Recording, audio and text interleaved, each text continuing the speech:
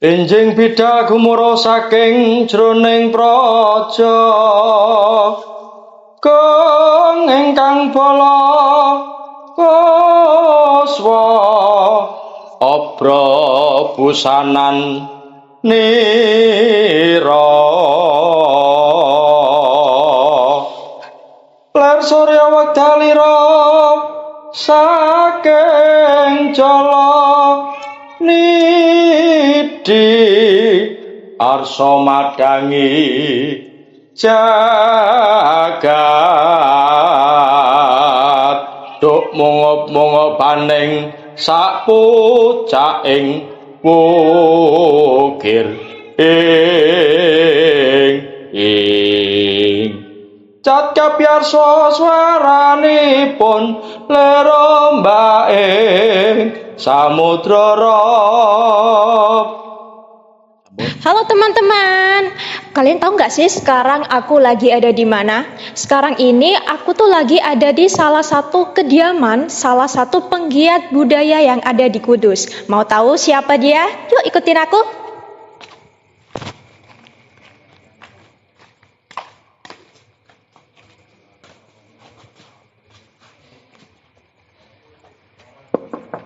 Assalamualaikum. Waalaikumsalam. Halo Mas Pur. Halo.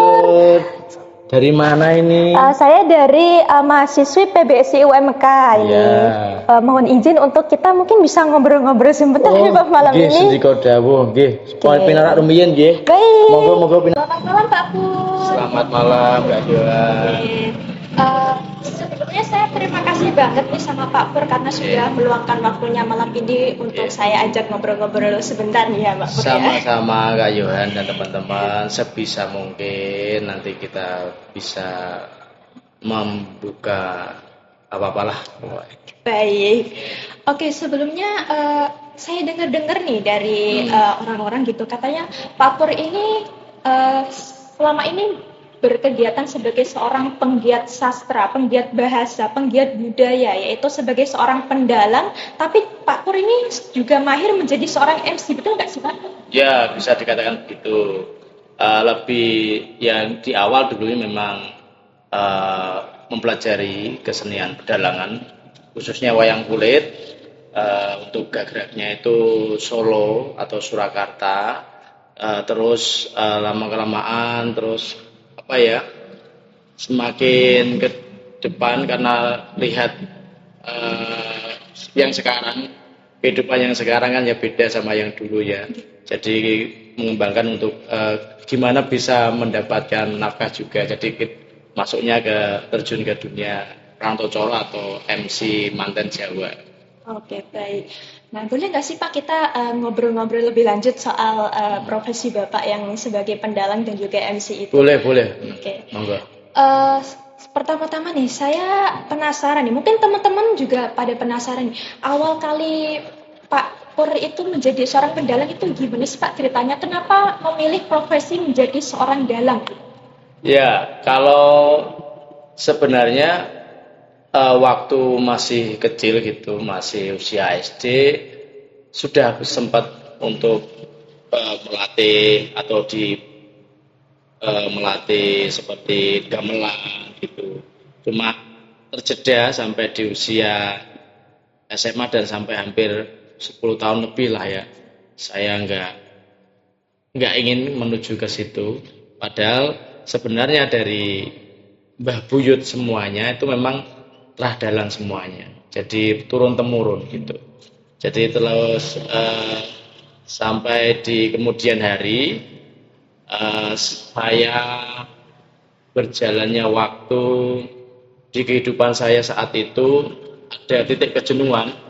Di situ ada titik kejenuhan dan akhirnya entah bagaimana dari jiwa saya sendiri atau dari perasaan saya sendiri itu kepengen kembali ke asal usul saya sendiri atau kembali ke terah saya sendiri. Saya ingin mengetahui pada saat gelapnya sebelum acara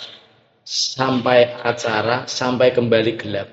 Intinya saya nggak hanya ingin belajar dalang atau mengetahui bagaimana itu ndalang, tapi saya juga pengen merasakan yang di belakang ini, yang membantu, yang mengangkat junjung gamelan, yang eh, noto wayang itu seperti apa, saya harus belajar itu. Karena semua itu pasti akan kita butuhkan atau saya butuhkan di kemudian hari.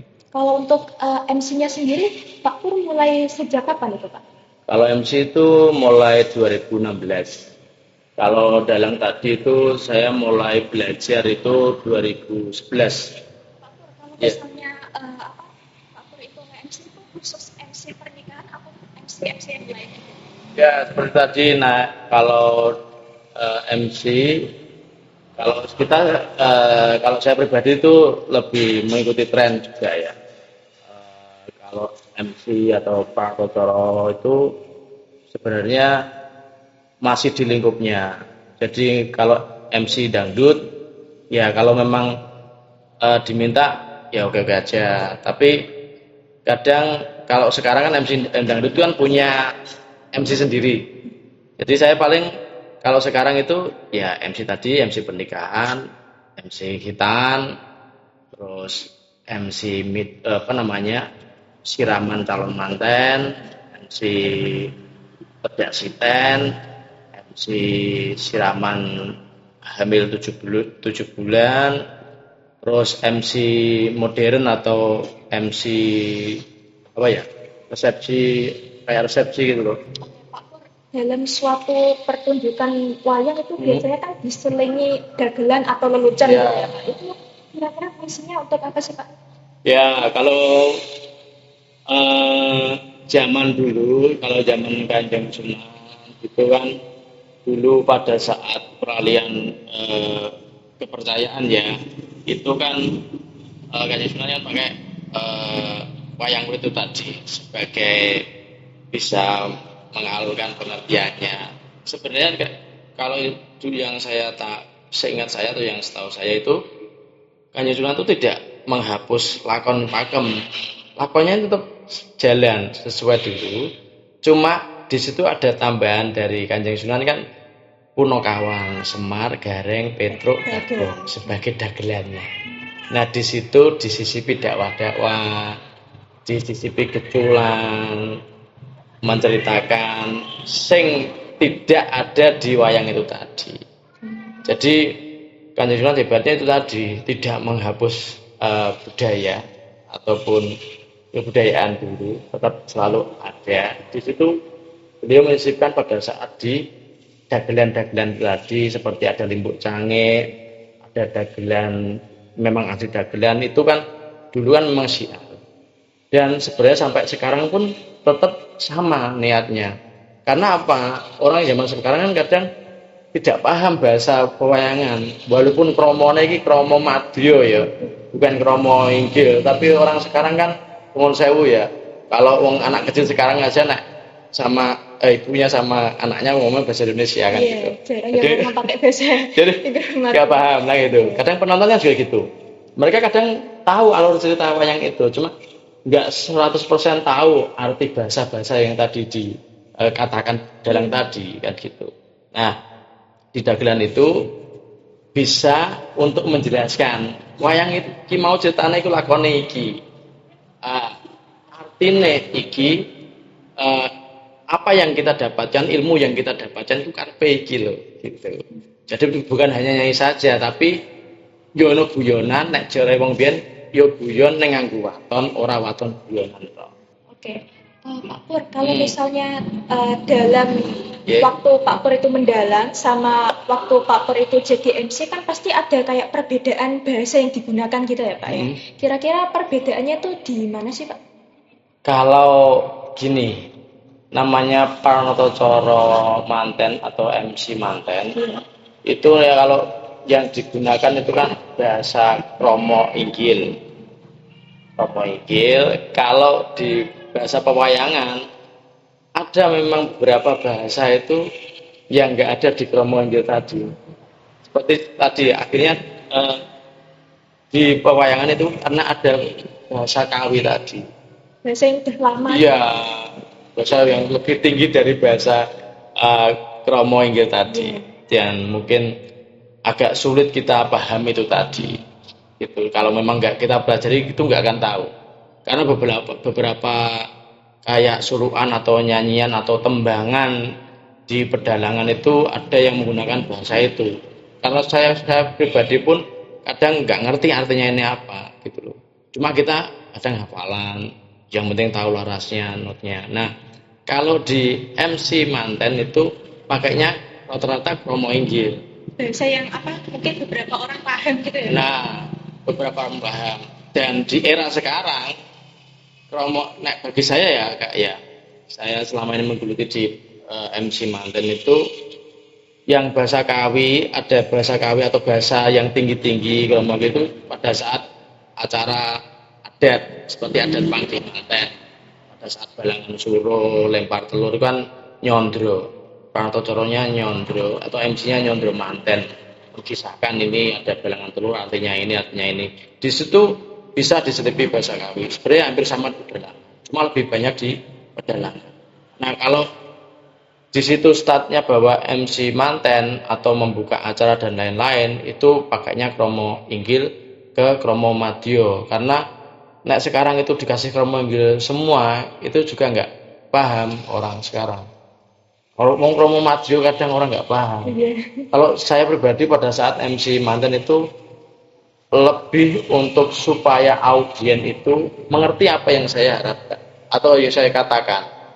Jadi di situ setelah katakanlah setelah kromo inggil terus tak sambung tak artikan ke kromo madyo. Kalau kromo madyo, setelah kromo madyo saya sambung ke bahasa Indonesia. Seperti sounding informasikan ke keluarga nuwun sewu Bapak Ibu sekalian. Kawula semanggaken sedaya semapta ing gati sawe going diri tata-tata para pangiring badhe tumuju wonten sasana bahagian pamiwahan. Kadang ya ada orang yang paham, tapi saya yakin bahwa ada orang yang tidak paham juga.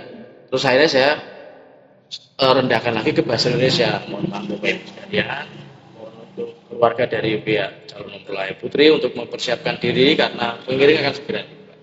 Jadi seperti itu kalau berbedanya di wayang sama di MC. Pak Pur, saya dengar-dengar istri Pak Pur ini juga merupakan seorang yang membuat kegiatan seni ya Pak, yaitu seorang sinden. Nah itu gimana ceritanya bisa ketemu sih Pak? Mungkin bisa diceritain dikit gitu. Ya istri itu pertemuannya itu sebelum saya kenal istri sudah kenal sama bapaknya dulu, sama masnya dulu. Pada saat saya latihan gamelan, saya latihan dalang gitu sudah kenal dulu. Jadi belum kenal dianya. Dan saya tahu ternyata dianya lagi lulus SMA kan, ternyata juga baru berlatih nyinden gitu. Jadi semakin saya kenal masnya, bapaknya kan semakin saya sering ketemu kan, jadi kadang pernah datang terus ketemu gitu. Nah ya saya dulu ragu-ragu juga kan, beda usia kan, jadi belum porak ya aku gitu. Tapi karena ya mungkin perjuangan dan doa yang kita bisa menyatukan dan alhamdulillah mungkin yo iso diarani tumbuh ketemu tutup yo no kan gitu dalang untuk sinden kan gitu ya, tapi alhamdulillah bisa sampai nikah ya, seperti itu ceritanya. Pokoknya ketemunya di lokasi lah. Cilok gitu, lokasi. Bisa dikatakan gitu. Itu tadi makanya dalang itu ya bukan hanya merangkai wayang, tapi juga harus bisa bernyanyi, harus nadanya ya udah laras atau serasi sama nada gamelan seperti itu. Jadi banyak, terus dalang juga semalam juga pegang bedokan ini, keperaan kaki ini juga jalan. Itu banyak. Wah ya, pokoknya semua gerak, masuk ini semua gerak. Jadi jalan gitu. Suara dalam apa memainkan wayang itu tergantung karakteristik wayang gimana gitu. Kalau ada wayang putren atau wayang putri gitu, wayang cewek gitu kan, ada yang tinggal gini sama lagi dengan bentuk gini, ada yang modelnya wayang gini, ada yang wayang gitu. Nah itu masih jangan pada punding lah rentang jenengan ke pun itu ada wayang danga atau rongeh atau apa groyok. Kecupris kowe. Cerewis. Itu. Oke, terakhir Pak Pur. Mungkin Pak Pur bisa kasih wejangan atau nasihat untuk para generasi muda yang menggeluti budaya seperti terutama untuk wayang itu apa sih Pak pesan untuk para generasi muda? Oh ya, untuk ya pesan saya untuk generasi muda sekarang ataupun generasi Z di masa saat ini atau masa mendatang lah ya, terutama teman-teman dari Universitas Muria Kudus ya, memang kadang ada yang bilang itu nguri-nguri adat budaya ataupun hanya menyukai pun susah. Tetapi harapan saya buat anak muda zaman sekarang, ayolah bergerak, ayolah bukan hanya menunggu tapi berusaha untuk mencintai,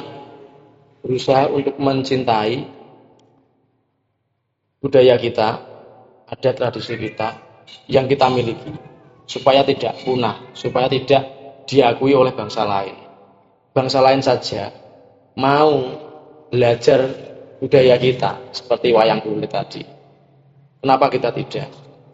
Minimal mencintai, minimal pernah nonton. Itu nanti suatu saat akan ada maknanya dan di suatu saat pun nanti akan berguna untuk anak cucu kita. Jadi harapan saya boleh silakan mengikuti tren tapi yang positif, tapi jangan sampai meninggalkan adat tradisi kita, apalagi kita hidup di tanah Nusantara Jawa ini. Seperti itu kakak, semoga berguna. Oke, Iya. Pak Pur, Iya. Pak Pur ini kan dalang. Hmm. Nah, biasanya dalang itu kan jago banget buat nembang nih Pak. Nah, Oh, iya. mungkin bisa ya Pak nembang sambil bawa wayang gitu Pak. Oh gitu ya. Iya. Enjing bidah gumura saking jroning praja kang ingkang bala kaswa obra busanan nira ler surya wekdalira saking jala nidi arsa madangi jagat duk mungop-mungopaning sak pucaking wukir ing cat kapyarsa swaranipun lerombaing samudra rop